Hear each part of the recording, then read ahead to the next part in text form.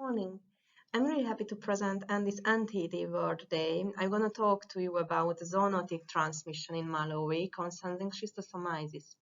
My name is Alexandra Juhas. I'm a veterinary and associated researcher with Professor Stothard. The talk is divided with two. Lucas Cunningham, he's a postdoc associated with molecular study. We're going to present you a really exciting finding recently collected in Malawi. I will also remind you that the new WHO guidelines soon to appear this month. They recommend that we must assess the contribution of hybrid schistosome to transmission. HUGS, hybridization in urogenital schistosomiasis, it's a 4-year Wellcome Trust Joint Investigator Award given to Professor Russell Stothard and Dr. Janelis Musea. We know that the human hematobiome can hybridize with the veterinary schistosomes. However, there had been no study on the hybrids of livestock or snails in Malawi. So you will see a panel of right-hand side, and we have a complex transmission picture, not only people. Now it's involved as well as animals such as farm or livestock. The animal aspect of schistosomiasis is completely unknown in Malawi. It's a new study. This one-half investigation includes inspection of schistosomes in people, snails, and leaves. We undertook this study in Malawi. This is the first time I have been in Malawi and the first time I have seen the lake. So the water contact is daily and continuous factor across major demographic group from dawn to dusk. Substantial occupational risk within groups specifically tied to the Lake Malawi fishery. In southern Malawi, there is a high prevalence of schistosomiasis from Schistosoma hematobium, but transmission change here. Different type of snails has got into the lake, cause an outbreak of intestinal schistosomiasis alongside the more well-known urogenital schistosomiasis.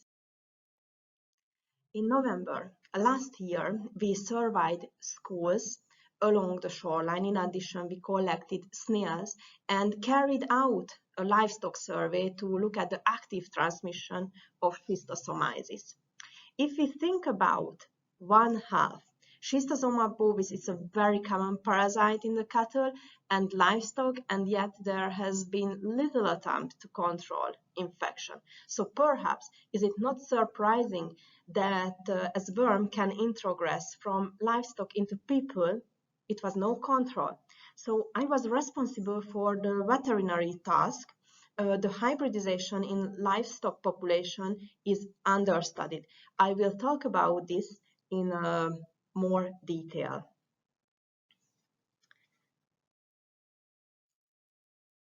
So let's have a look at the method. I collected fecal material, 10 gram from these animals. I filtrated the material through a sieve. The miracidia were then hatched under the dissecting microscope. Then we put it on the FTE card one by one. The method was quite sensitive, and the miracidia hatched within 20 minutes. If we found miracidia, the next step was to perform much longer sedimentation to detect the eggs as well. From the shape of the eggs, we could deduce the possible species. For adult worms, we visited the slaughterhouses. The viscera, all of the animals were inspected directly, and adult worms collected by hand. I would like to show you a short video about it.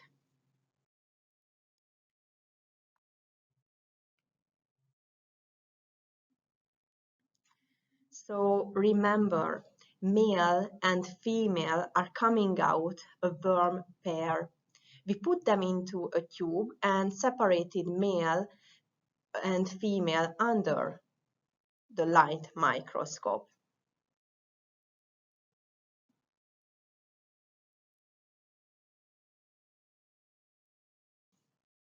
And here you can see a female worm.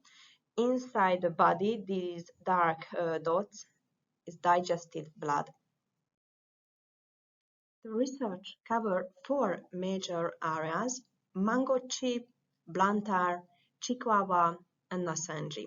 We detected two types of eggs. First is a Schistosoma mathiei, and under it is an egg with the longer pore, our classic Schistosoma bovis egg.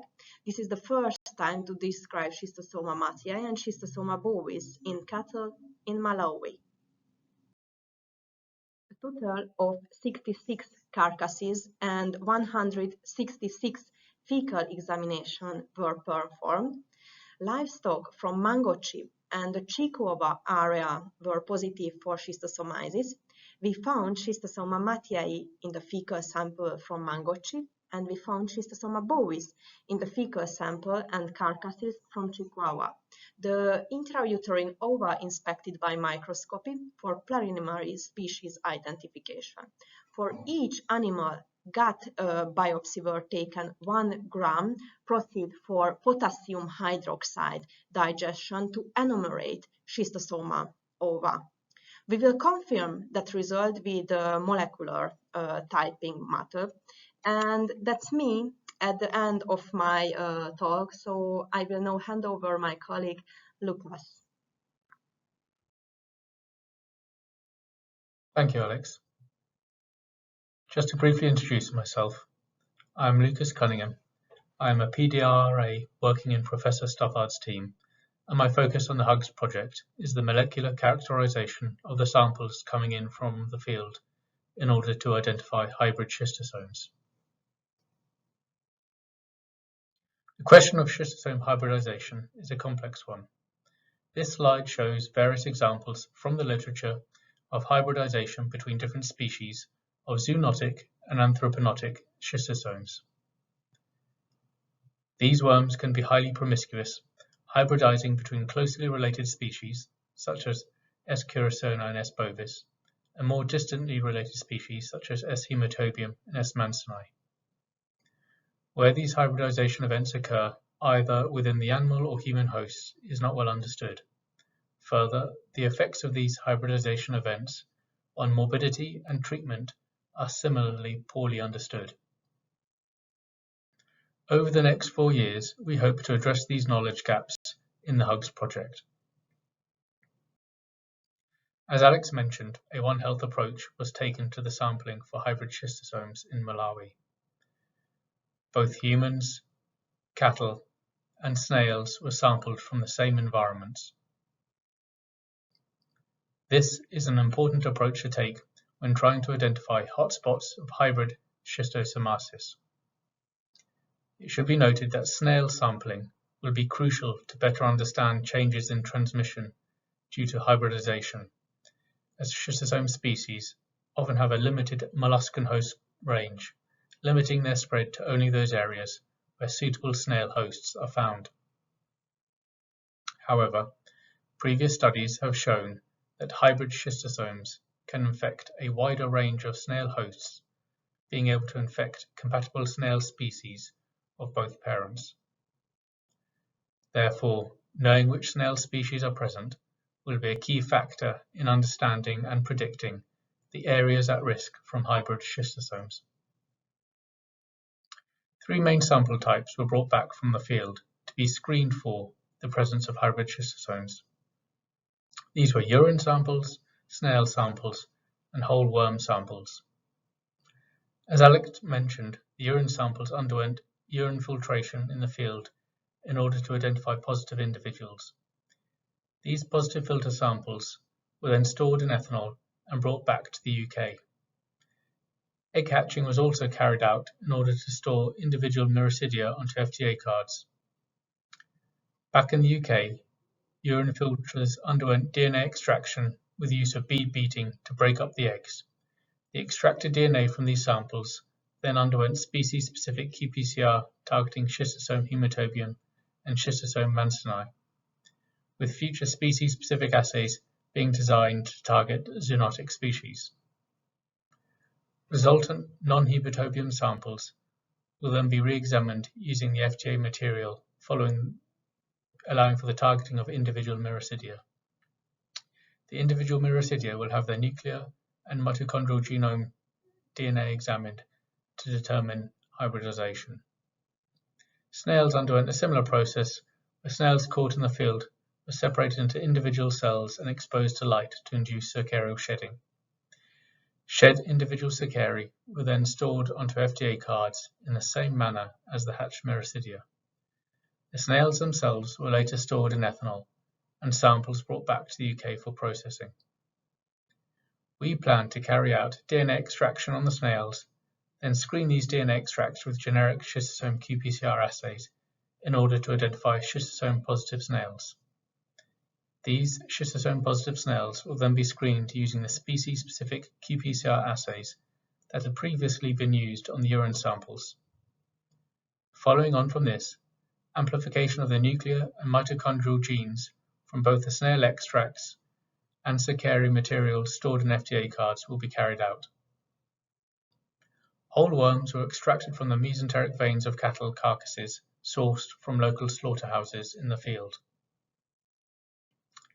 These paired worms were then separated and each worm was stored individually in 100% ethanol.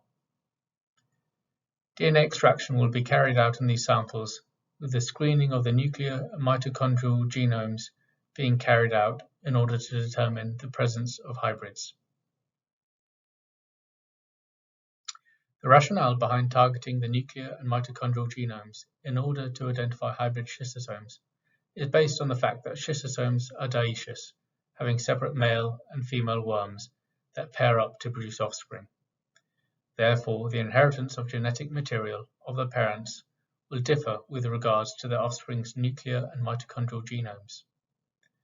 By sequencing regions of both genomes that are species-specific, it will be possible to determine if a hybridization event had occurred.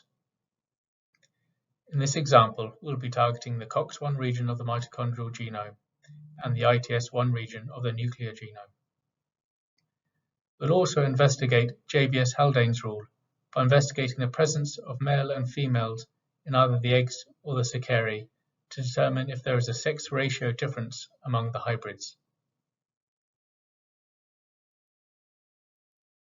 In the laboratory, a number of different methods will be used to extract DNA from the different sample types.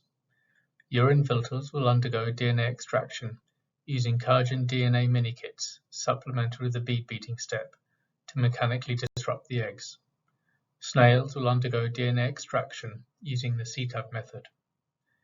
The setup of the qPCR reactions will be automated using the Miro liquid handling robot, which is demonstrated here. This allows for speedy and robust setting up of the qPCR reactions with limited risk of contamination events occurring. Preliminary data and results indicate we're able to screen and detect schistosome hematobium eggs down to a single egg in samples identified as positive from the field, as well as identifying schistosoma mansoni in these same samples. Using these results, we are also able to estimate egg count based on the CT values, and these correlate closely with those observed using the microscopy method.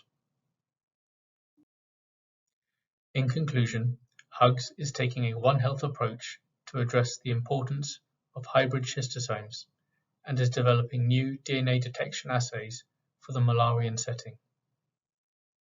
The pilot study has produced a seminal collection of schistosome material for inspection in the UK and in Malawi, with future laboratory capacity strengthening planned, which will include the introduction of the MIC qPCR platform and the Miro liquid handling robot into the laboratories in Malawi. Future human cohort sampling will ascertain the infection dynamics of hybrid and non-hybrid schistosomes within two transmission locations, Mangochi and Nsanje. The HUGS project also links to the SHERVEC project, headed by Chris Jones and Themba Mzilwaha. The work presented today by both myself and Alex is the collective effort of MLW staff and LSTM staff. We thank you for your attention.